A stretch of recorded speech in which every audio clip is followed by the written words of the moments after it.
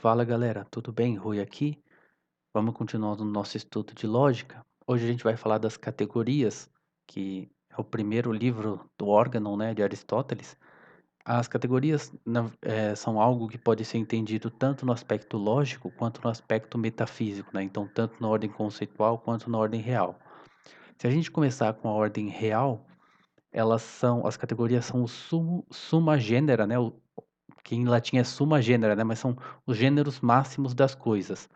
Se a gente entender coisa, tanto substância quanto acidente, né, então se, por exemplo, se a gente pensar em alto como sendo uma coisa, né, ou a ser leve como uma coisa, né, então tanto substâncias quanto acidentes seriam os gêneros máximos das coisas, né, os grupos máximos, né, as categorias máximas das coisas. Elas são 10 no total, né, e não existe nenhum gênero além delas. Então, essas 10 são, primeiro, a substância, que são a definição que Aristóteles dá, que seria coisas que não existem como determinação de outras, né? Os acidentes são coisas que existem como determinação de outras, mas a substância existe em si mesmo. Então, pode ser homem, Sócrates, cachorro, animais, plantas, né? Pedras, metais, né? Tudo aquelas coisas que existem em si mesmas. Os indivíduos são chamados de substância primária, e a espécie e o gênero, assim por diante, são chamadas de substâncias secundárias, no caso da substância só, né. A segunda categoria seria a quantidade, que é a extensão espacial de uma substância, então comprimento, altura, largura. A princípio, eu acho que eu ouvi alguma vez falar que peso seria também uma quantidade, né, mas pela definição que o padre Jorge dá, é mais de extensão, comprimento, né, seria a gente vai ver depois um pouco mais de detalhe, mas é mais a extensão espacial. Depois a terceira categoria. Geralmente elas são apresentadas nessa ordem mesmo, tá? A gente vai ver que tem uma lógica nessa ordem, né? A qualidade seriam determinações que caracterizam a natureza da substância, né? Eu sei que é bem abstrato, assim, né? Parece estranho, mas tem uma lista que Aristóteles dá, que ele não tem pretensão de ser uma lista completa, que seria assim, por exemplo, disposições. Isso dentro da qualidade, né? Determinações da natureza em si mesma, como conhecimento no intelecto, saúde no corpo. Capacidades e incapacidades, né? Então, capacidade de andar, capacidade de respirar embaixo da água, imagino, né? Qualidades passivas, determinações produtoras ou consequentes das mudanças físicas, como calor, frio, as cores também, né? E a figura, que é a determinação da extensão quantitativa. Depois a gente vai ter um exemplo de uma pessoa eh, descrevendo ela, né, e a gente vai mostrando todas as categorias, tudo certinho, tá? A quarta seria a relação. Ela é entendida assim, a partir dessas 3 essas 3 categorias que um objeto tem, né, a gente pode falar que as qualidades são similares, que as quantidades são iguais ou desiguais, e a natureza específica é a mesma, né. Qualidades iguais, similares, isso. Então, você tem relações entre os objetos. A quinta categoria é o lugar, a posição em que ele está, né? O tempo, a postura, que é a posição relativa das partes do objeto. Eu escrevi objeto, mas não é objeto, como sentado, deitado, né? Esse tipo de coisa. O hábito, que é bem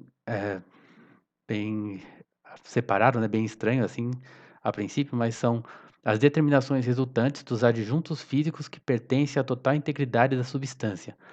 Como, essa aqui vai ficar mais claro, equipamentos necessários para sua função na natureza. A gente vai ver que são coisas que são da criação humana. Então esse hábito tem a ver mesmo com o hábito de monge também, né.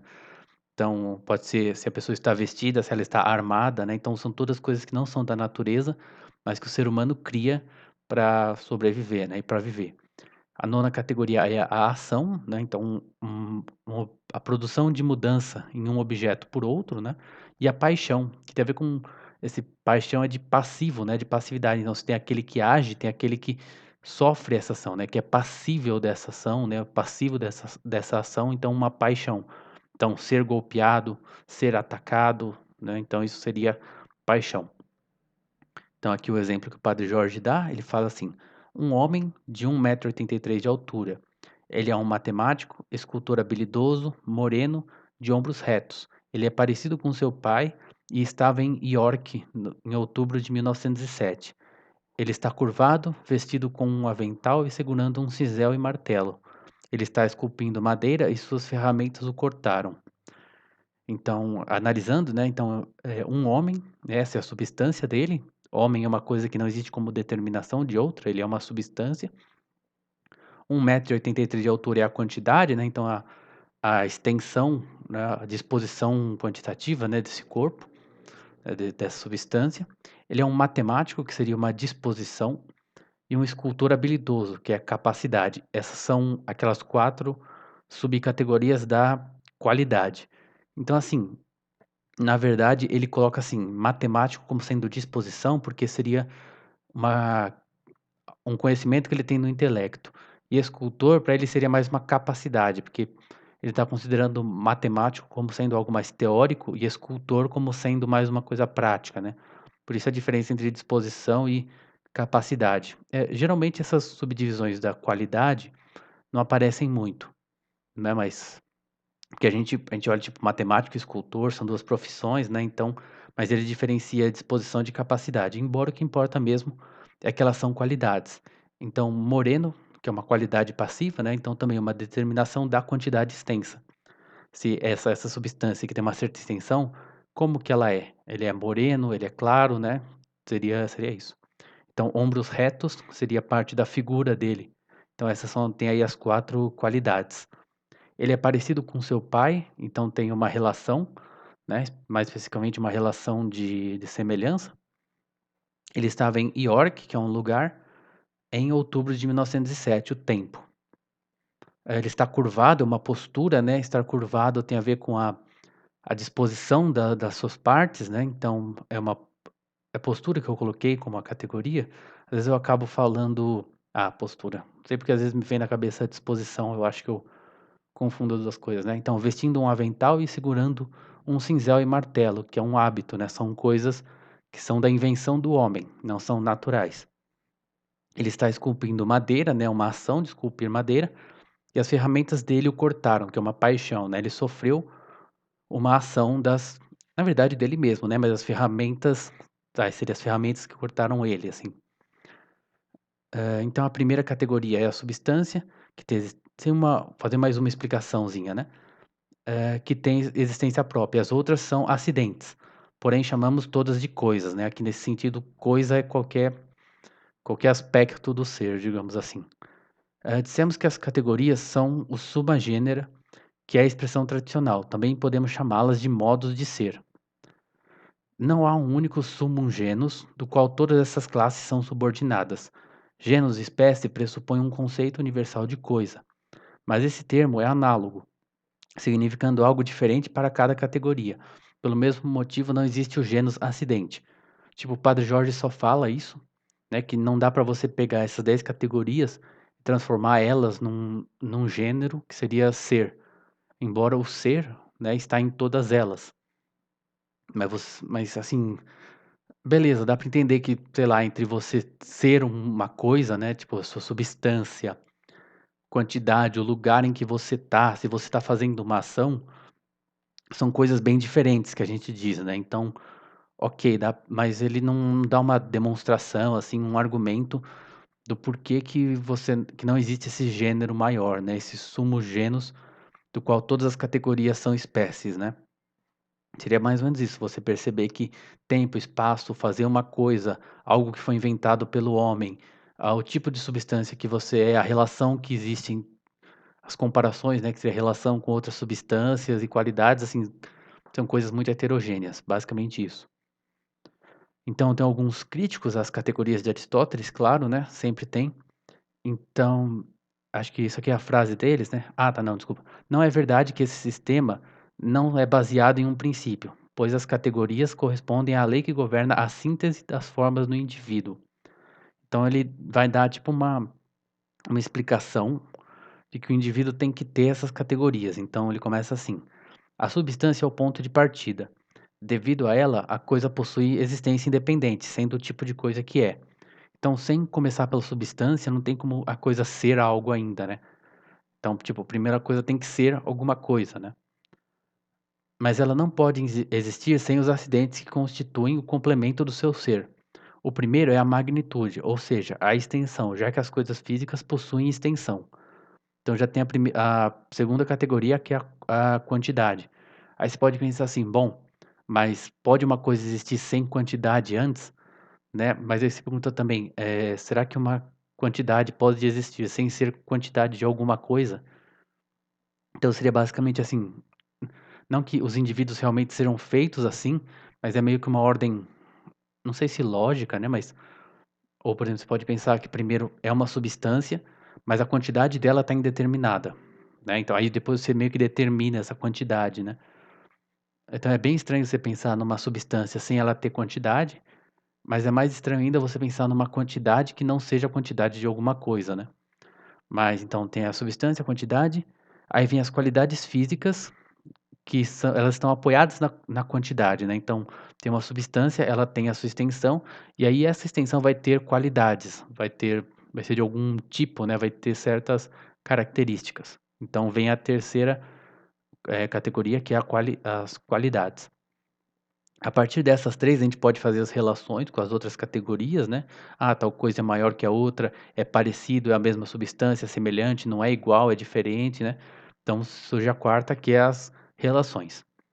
Aí as categorias seguintes são determinações extrínsecas, quer dizer, são coisas de fora. Então hã, tu tu tu hã, ela deve estar em um espaço, né, então categoria lugar.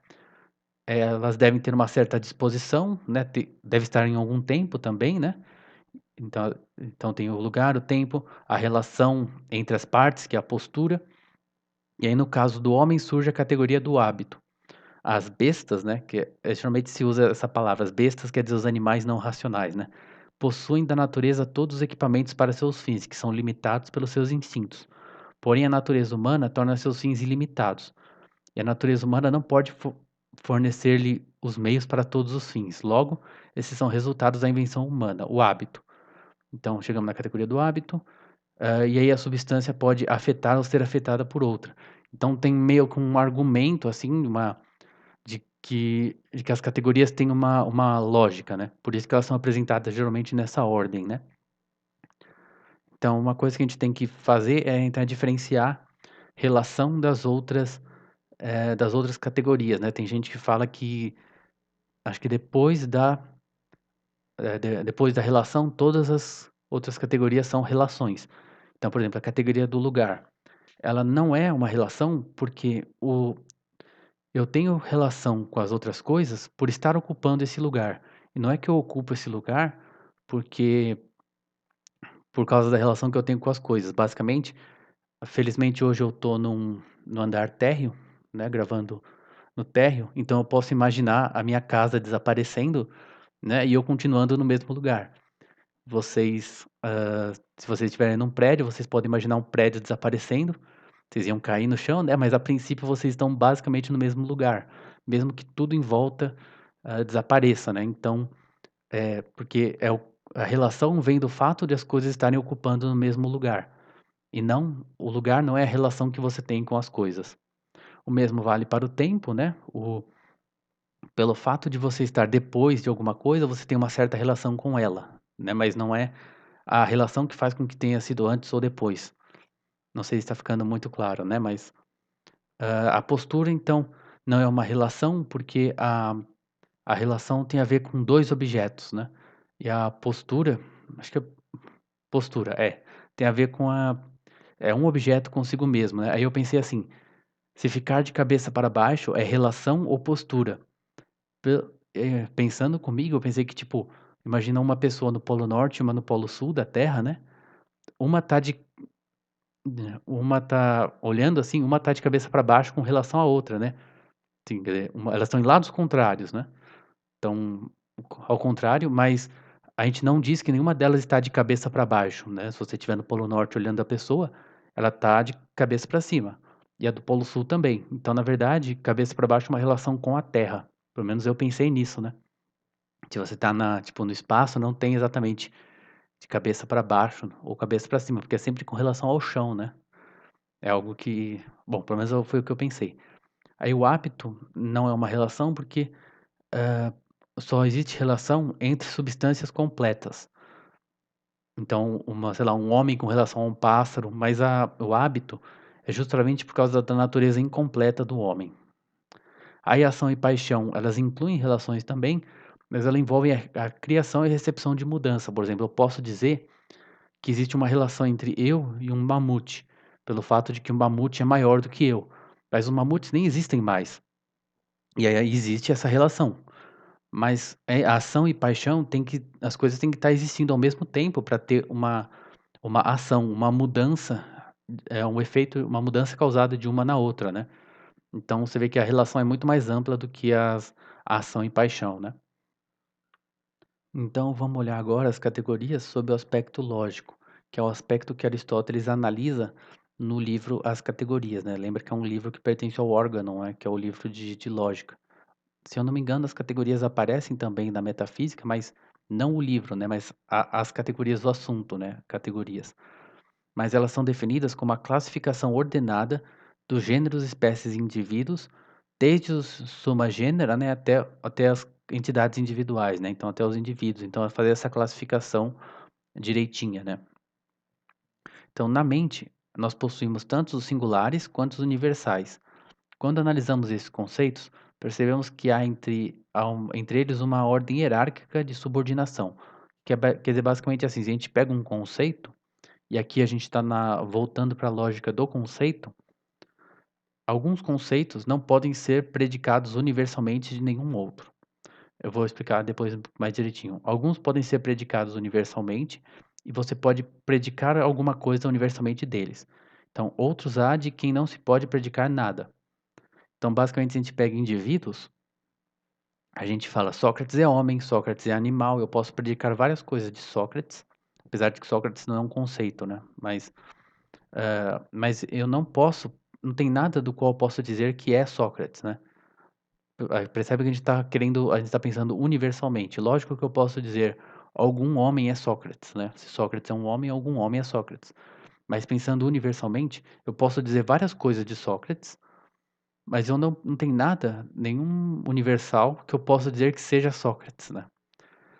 Então ele é um ponto de partida, mas nunca um ponto de chegada, por assim dizer. Depois tem o segundo tipo, que são os universais quase todos, que são aqueles do qual a gente pode predicar alguma coisa, e eles são predicados de outra. Então, a gente começou com Sócrates, a gente predicou homem, mas do homem, por sua vez, eu já posso predicar animal, posso predicar vertebrado, né, várias coisas. Então é como se ele já está no meio, né, ele não é um ponto de partida, no sentido de que eu posso começar de uma outra coisa que é Sócrates, mas eu também não acabo nele, porque eu posso predicar alguma coisa dele. Acho que eu estou deixando bem mais complicado do que precisa, né.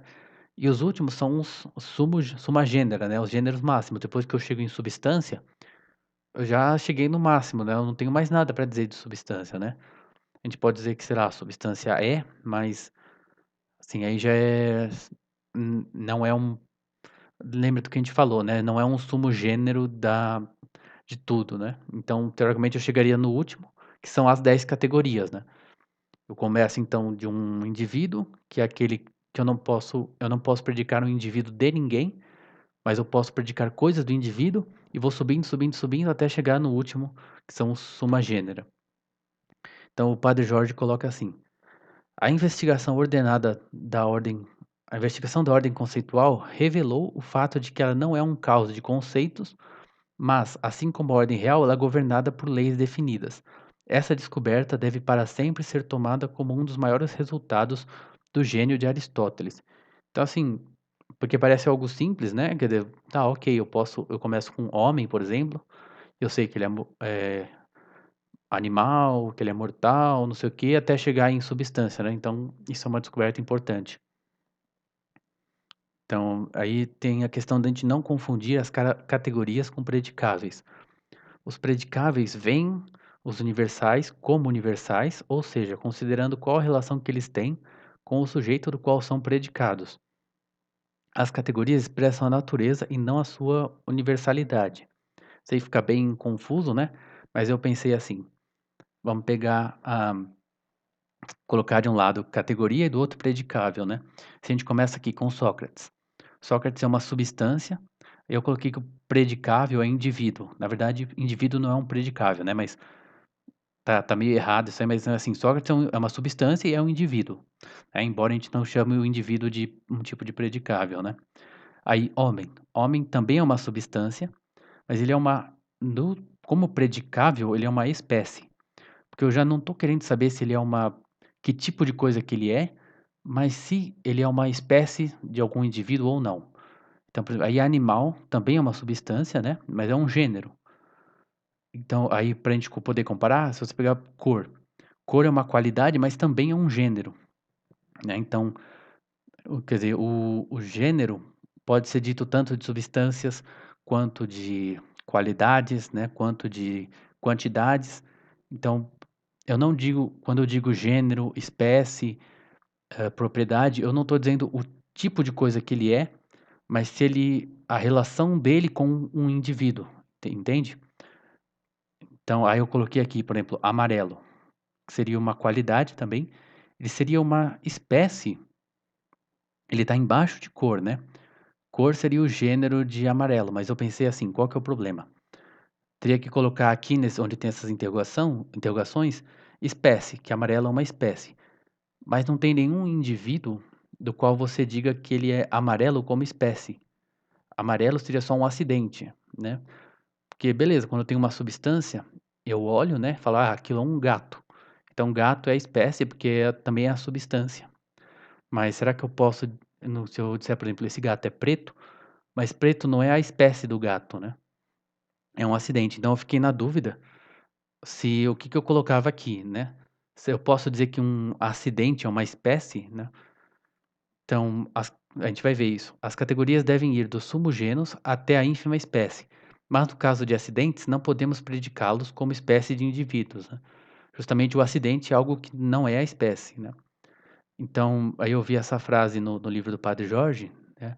Portanto, como organizados em ordem ascendente, de acordo com as suas categorias, os termos pertencentes aos 9 gêneros de acidentes são expressos no abstrato, não na forma concreta. Então, aqui viria, por exemplo, amarelado. Ah, ou teria um amarela, não, desculpa, amarelo não, meu Deus, amarelidade. Teria assim, amarelidade seria uma espécie, né, que o gênero seria cor. Então não, porque amarelo não pode ser dito como espécie de ninguém.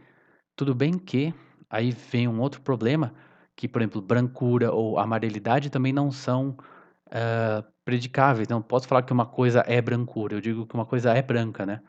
Então ficou bem difícil, não entendi se espécie nas categorias são usadas como análogos, né? Mas é basicamente isso, a categoria é bem teórico, né? Já seria um detalhe ali das categorias, mas a princípio as categorias seria essa divisão dos sumogêneros, um dos 10 sumogêneros até as suas espécies, né? Então as categorias são muito importantes para a visão aristotélica e tomista de ciência, né? As linhas predicamentais, que são essas linhas que começam desde os indivíduos até os sumogêneros, né? Elas possuem uma importância enorme para os corpos de conhecimento que chamamos de ciência. Em cada uma dessas linhas, os conceitos em ordem ascendentes nos fornecem um certo número de objetos distintos para a consideração científica. Contanto que as nossas abstrações não sejam arbitrárias, mas firmadas na natureza das coisas, os objetos expressos têm, cada um deles, um grupo de atributos que lhe é peculiar. Então, se a gente começa com cavalo, equino, ungulado, mamífero, vertebrado, a gente tem, a gente vai começar com o cavalo, né? Assim, faz mais sentido começar do maior para o menor, né? Então, todas as características da substância, da substância corpórea, até você chegar no cavalo, você tem todas as características do cavalo, porque o cavalo tem todas as características dos equinos, dos ungulados, dos mamíferos, dos vertebrados, assim por diante, né? Então eu vou tendo tudo que se pode dizer a respeito do cavalo pelo fato de ele herdar as características da das das classes, né, dos gêneros, maiores que ele, aos quais ele pertence. Essas propriedades são afirmadas em um sistema de juízos universais verdadeiros, como ungulados, enquanto tal, né, caminham sobre o casco, desculpa, constituído da última falange do terceiro dígito, né, um negócio eu coloquei porque é bem estranho esse exemplo que o padre Jorge dá, mas, eu não sou biólogo, mas parece que o casco dos cavalos e desses ungulados, né, seria uma seria o osso da última falange do terceiro dígito que dá origem a esse casco, né, então mas de qualquer forma você tem algumas afirmações universais a respeito dos ungulados, e então ela é herdada, né, para todas as espécies, todos os gêneros que estão embaixo dele e assim por diante. Então quando eu pego ali cavalo, a ciência do cavalo tem que incluir tudo que é dos equinos, tudo que é dos ungulados, tudo que é dos mamíferos, dos vertebrados, assim por diante. Seria basicamente isso. Então, o grupo de juízos genéricos a respeito de um objeto constitui a sua ciência. Então, teria também a ciência do cavalo, a ciência dos equinos, a ciência dos ungulados, assim por diante. Se a ciência pudesse chegar ao seu ideal, ela seria constituída da definição precisa de algum objeto, junto com a série de atributos predicáveis dele, quer por serem suas propriedades ou por ser seu pertencimento à escala, né, a essa linha predicamental. Então, tanto aquelas que são dele, quanto aquelas características, aquelas propriedades, né, que são de todos os gêneros a qual ele pertence. Portanto, as categorias nos fornecem os princípios em que a análise da ciência deve estar baseada. Elas nos mostram como as várias ciências se dispõem na mente e como seus respectivos objetos são distintos uns dos outros, né? Então, tem no Platão também tem isso, né? Ele vai classificando, né, as coisas, né? Os gregos faziam muito isso. Ah, isso aqui é o quê? Ah, é uma substância, mas é uma substância corpórea ou incorpórea? É uma substância corpórea, né? Então, você vai dividindo nos tipos, né, para ir chegando até o objeto específico do qual você está falando, né? Então, as categorias também nos permitem classificar os predicados. Nos tópicos, Aristóteles estuda as categorias como classificação dos predicáveis. A proposição trata de dizer algo do sujeito, a cópula expressa o ser, né, e o predicado o tipo de ser. Então, as 10 categorias nos dão os 10 usos análogos da cópula, né? Assim como a gente não pode dizer que o, o ser é um gênero do qual todas as categorias são espécies, quando a gente usa a cópula, justamente são como se fossem 10 usos diferentes da cópula. A gente está dizendo o é alguma coisa, é usado de 10 maneiras diferentes, por causa dos 10 tipos de categorias. Então, são 10 usos análogos da cópula. Então, como nas perguntas, nos exercícios, ele pede para diferenciar alguns outros sistemas de categorias, eu coloquei aqui, seguindo o livro, né? No livro ele também apresenta as categorias do Mill, do John Stuart Mill e do Kant. Então, o Mill considera as categorias de Aristóteles como muito imperfeitas e propõe outras, que seriam os sentimentos ou estados de consciência, as mentes que experimentam esses estados, os corpos que excitam esses estados, e as sucessões, coexistências, semelhanças e diferenças entre esses estados.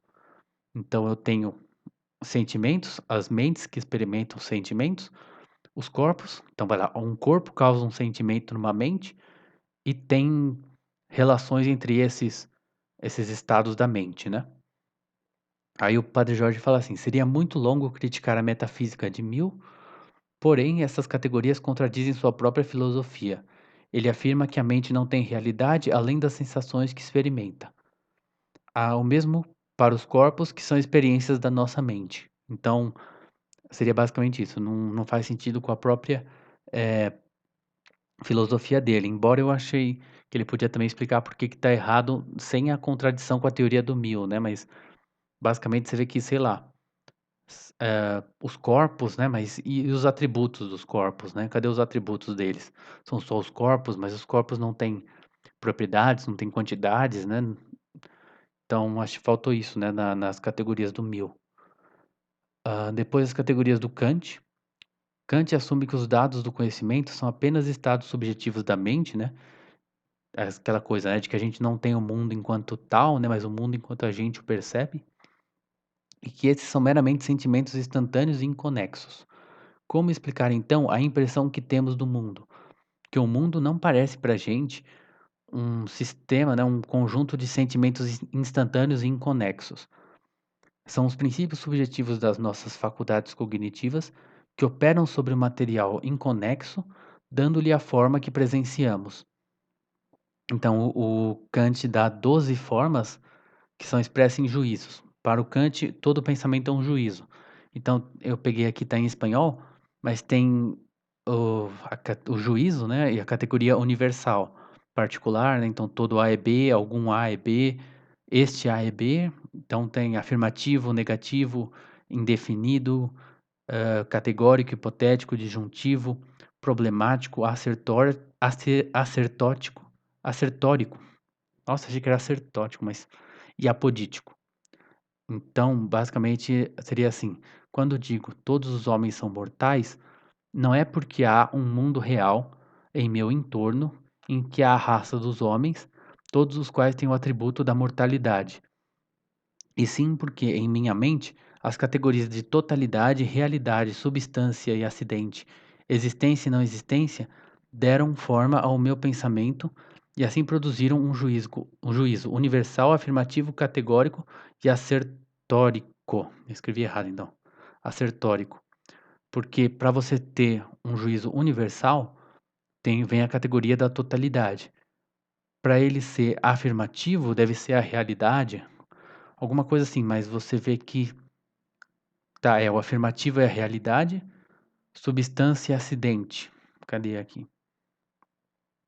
Substância é o categórico e a existência e não existência é que me dá o assertórico. O assertórico é o que me dá a existência. Então, quer dizer, você combina essas várias categorias para formar um juízo, basicamente. Então, a qualidade infinita, S não é P, é um juízo afirmativo.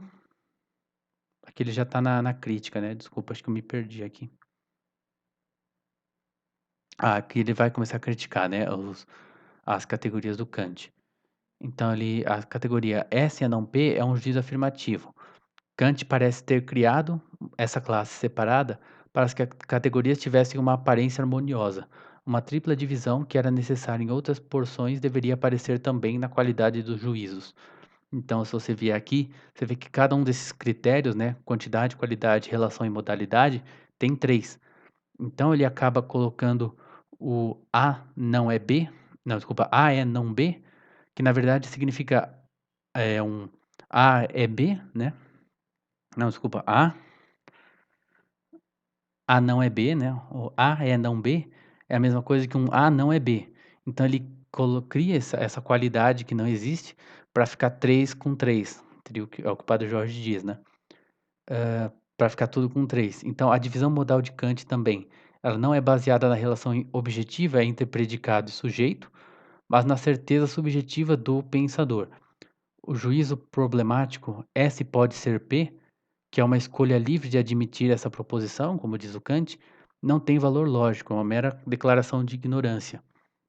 Para a lógica, eu tenho que dizer S é P, S não é P, algum S é P, mas quando eu digo S pode ser P, ainda não está na lógica, né, é só uma questão de possibilidade. Então, nas categorias do Kant, a gente não na teoria modal, né, a gente não está tratando se da relação real entre o sujeito e o predicado, então se, por exemplo, um homem tem que necessariamente ser mortal, mas se a gente sabe se que o homem é ou não mortal, na verdade a gente tem algumas categorias aqui que na verdade são a mesma coisa, que é o que a gente está descrevendo no caso do Kant, né? Não é a relação real, mas sim o que a gente acha dela. Então, para o Padre Jorge, essa categoria não existe, né? Então, o problemático, qual que é aqui? O assertórico e o apodítico são a mesma coisa, né? Então, teria um erro ali nessas categorias do Kant em colocar a certeza subjetiva, né, do pensador e não de expressar a relação real de necessidade entre o sujeito e o predicado. Então, a gente agora discute um pouquinho o conceito do ser, que basicamente as categorias elas expressam a essência das coisas, ou seja, aquilo que elas são. O conceito de ser trata da existência, né? Então, que as categorias não tratam de existência, mas do tipo de coisa que elas são, né? Então, nós vemos isso porque no progresso do nosso conhecimento do indeterminado para o determinado. Quando a gente vê alguma coisa vindo, a gente reconhece que ela é uma substância, né? Que é alguma, não é um atributo, é uma substância que está vindo em nossa direção. Apesar da gente saber que ela tem atributos também, né, mas a gente reconhece uma substância, depois a gente percebe que é uma substância corpórea, né, um ser vivo, até a gente reconhecer que é um animal, um homem e mais especificamente uma certa pessoa, né. Então tem um avanço da categoria mais indeterminada, que é substância, até chegar no indivíduo, né, que seria até a substância e até a substância primária, totalmente determinada até pelos acidentes, né. Mas não há nenhum avanço no nosso reconhecimento dele como ser. Desde que nós reconhecemos que ele é uma coisa, ela é. Então a gente não sabe que ela é mais do que antes. Quando eu descubro que é, conforme eu vou percebendo que o que está vindo na minha direção é um homem, né, e não alguma coisa qualquer, continua sendo algo o que está vindo na minha direção, né, algo que é. Então apesar de eu determinar mais o que é, continua sendo, né, então por isso que as categorias não tratam, não seria do ser, mas do tipo de coisa que é. Fica bem confuso, né, mas por isso a gente não diz que, por exemplo, se você pensar que animal é menos do que, sei lá, cachorro, porque os 2 são, né, até os 2 são igualmente concretos, se você parar para pensar, né. Quando você diz: "O seu cachorro é um animal", então tá no mesmo nível de concretude, né, o que acontece é que animal é mais indeterminado, né, animal diz menos coisas a respeito do ser, e cachorro diz mais coisas a respeito desse ser, né, do seu cachorro. Mas os 2 são, né, e um não é mais abstrato que o outro, né. Então vamos para os exercícios do capítulo 9, que é: explique as categorias e seu lugar na lógica, enumere as 10 categorias e distinga-as cuidadosamente com exemplos. Qual foi, na sua opinião, a origem e o propósito da lista? Distinga cuidadosamente entre as categorias como parte da lógica e como parte da doutrina metafísica. Qual a relação da lógica com as linhas de predicamento? Discuta sua conexão com a análise lógica da ciência, né? Essas linhas de predicamento são aquelas linhas em que você começa com Sócrates, né? Depois homem, depois, sei lá, o hominídeo, primata, né? Você vai até chegar em substância, que também serve para os acidentes também, né? Você pode começar com um triângulo isósceles, triângulo, acho que é figura plana, depois você acaba chegando em quantidade, né? Explique brevemente, já foram todos? Tá. Explique brevemente como a doutrina das categorias ilumina a questão do significado das proposições. Esse aqui tem a ver com. Bom, não vou falar. Vocês vão ter que pensar. Contraste as categorias aristotélicas com algum outro sistema que você esteja familiarizado. Sei que minha explicação não foi muito boa, né? Mas mostre porque o sistema, como parte da doutrina lógica, o sistema aristotélico é preferível. E é basicamente isso, galera. Espero que vocês tenham gostado, que tenha ajudado. Por favor, curte, comenta, compartilhe e até a próxima. Muito obrigado.